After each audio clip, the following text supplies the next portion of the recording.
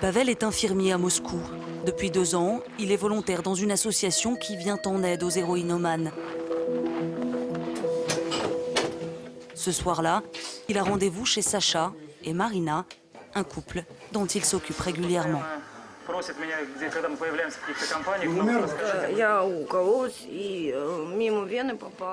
En fait, je me suis piquée, j'ai raté la veine et la plaie a commencé à purulter.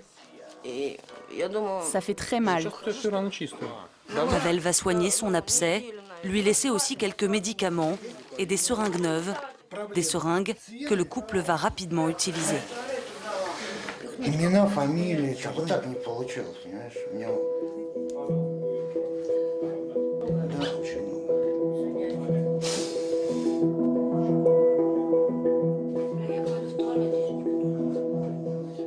Sacha et Marina se piquent depuis plus de 10 ans.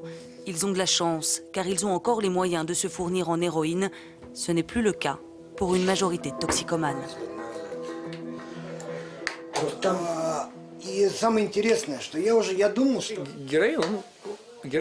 L'héroïne, il y en a de moins en moins. C'est ce que je constate sur le terrain.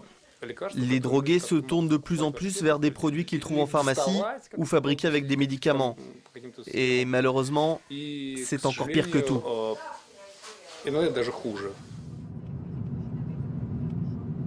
Nous prenons la direction d'Ekaterinbourg, à 1500 km de Moscou. Au temps de l'Union soviétique, une ville industrielle florissante. Aujourd'hui, des dizaines d'usines ont fermé leurs portes. Le chômage a frappé cette ville tranquille de la Russie centrale. Ekaterinbourg est aussi touchée par un fléau, la drogue. Sur ses 1,5 million d'habitants, 15% sont toxicomanes. Des chiffres records, car dans les années 90, la ville était l'un des principaux points de passage de l'héroïne afghane. Marina, reste là. Ne pars pas, s'il te plaît.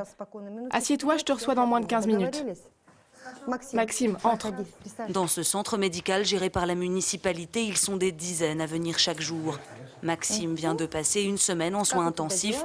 Accro à l'héroïne, il avait réussi à décrocher avant de replonger dans une nouvelle addiction, la désomorphine, surnommée crocodile. La désomorphine, ça fait 1 an que j'en prends, peut-être un peu plus. Là, c'est là que je me pique. Comme ça, dans cette veine.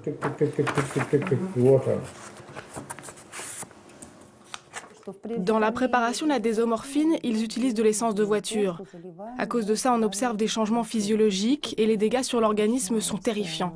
Ça commence avec des infections en tout genre, les vaisseaux sanguins sont atteints, les veines s'obstruent et commencent à pourrir. Il y a beaucoup de complications. Et ces dégâts, les voici. Les jambes noircissent, la peau commence à peler. Elle craque, se couvre d'abcès. C'est pour ça que les addicts surnomment cette drogue crocodile. Injectée, elle fait l'effet de l'héroïne, mais elle est 15 fois plus nocive.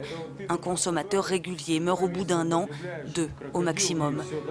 Ce produit artisanal est fabriqué à base de codéine, alors pour se fournir, les toxicomanes vont simplement à la pharmacie. Et toutes les nuits à Ekaterinbourg, c'est le défilé permanent. En 3 ans, les ventes de cachets à la codéine ont été multipliées par 50.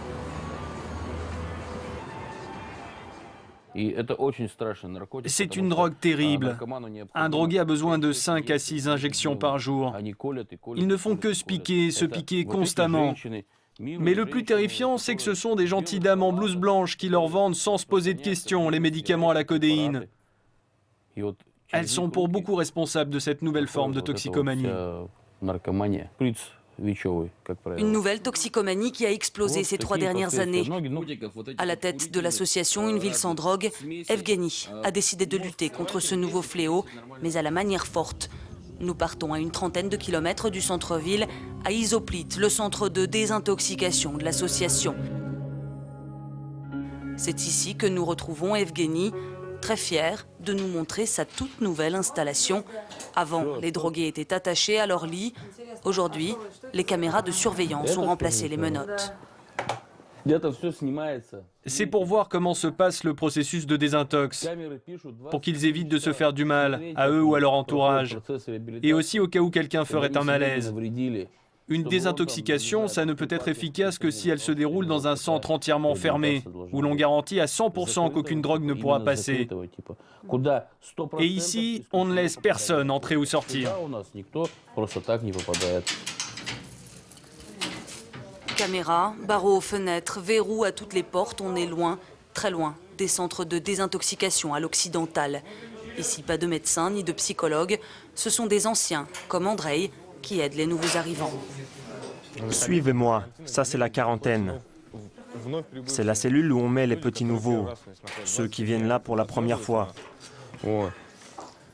Il reste 27 jours ici. On les sort seulement pour les repas, le déjeuner, le dîner, et on leur donne aussi du pain. La plupart de ces toxicomanes ont été emmenés ici de force, enfermés à la demande de leurs proches. Un sevrage à la dure, sans médicaments pour soulager la douleur. Alors Andrei vérifie que tout le monde va bien, et notamment Sacha, ce jeune accro au crocodile vient d'arriver pour sa 4e cure.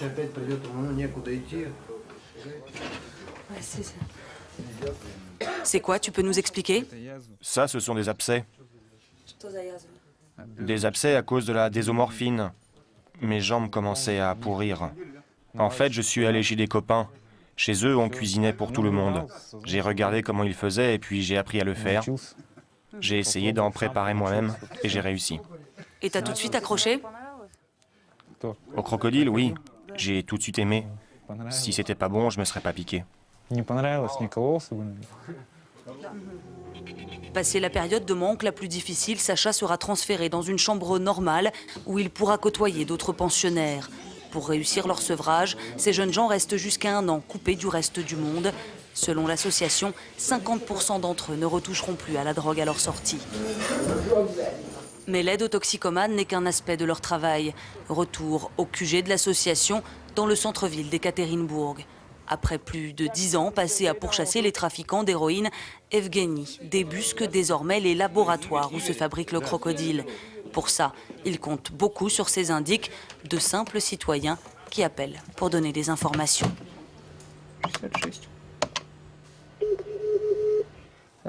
Bonjour, c'est l'association Ville sans drogue. Oui, bonjour. On a reçu votre message. Je veux arrêter un dealer, un SMS envoyé de votre téléphone. Oui, c'est moi qui l'ai envoyé. En fait, on a énormément de messages qui nous parviennent. Des pages comme celle-ci, on en a des dizaines. Le plus souvent, ce sont des gens qui écrivent que leurs voisins fabriquent de la drogue chez eux. On récupère l'info, on la traite, puis on la communique à nos équipes sur le terrain. Sur le terrain, où une quinzaine d'enquêteurs sont chargés de mener des raids dans les appartements où les drogués préparent le crocodile. Ce soir-là, nous partons avec Mikhail pour une intervention. Là, on va rue Belinbaevska au numéro 32. C'est un labo clandestin. L'association a reçu des infos et pas mal de plaintes des habitants, de voisins. Tous se sont plaints de fortes odeurs de produits chimiques. Mikhail va rejoindre les policiers en civil qu'il a prévenus. Ils sont déjà sur place.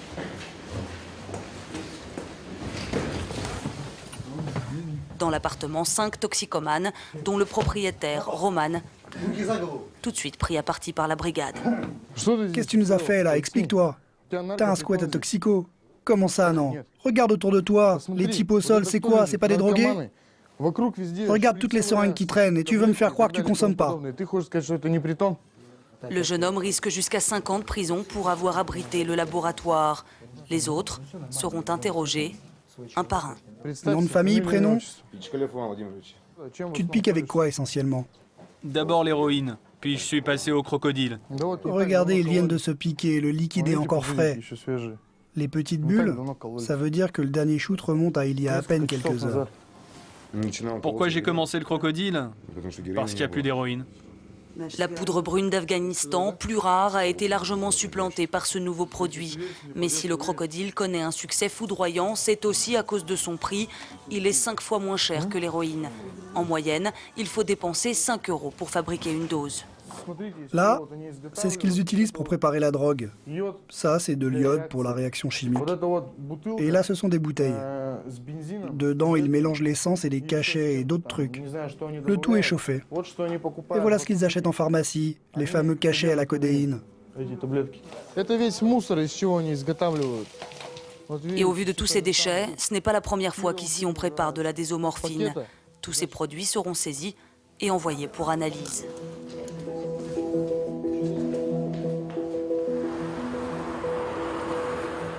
Quelques jours plus tard, au laboratoire de la brigade des stupes, les seringues trouvées à l'appartement de Romane.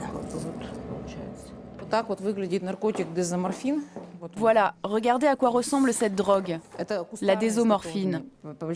Préparation maison. Avec 10 cachets de médicaments à la codéine, ils obtiennent une dose. Dès qu'elle est prête, elle est aussitôt consommée. Ce n'est pas une drogue qu'on peut vraiment garder ou vendre. Elle est préparée et tout de suite injectée. D'où la difficulté de punir ces cuisiniers consommateurs. Aucun des ingrédients n'est interdit. Seule la désomorphine synthétisée est considérée comme une drogue. Il faut donc prendre les drogués en flagrant délit de fabrication. Récemment, les autorités ont décidé de s'attaquer à ce problème. Dès le mois de juin, tous les médicaments à la codéine ne pourront être délivrés que sur ordonnance. Je pense qu'entre cette mesure et le travail de nos services, la consommation va diminuer, c'est certain. Ça va diminuer, mais il faut être lucide. Nous n'arriverons pas à éradiquer le phénomène.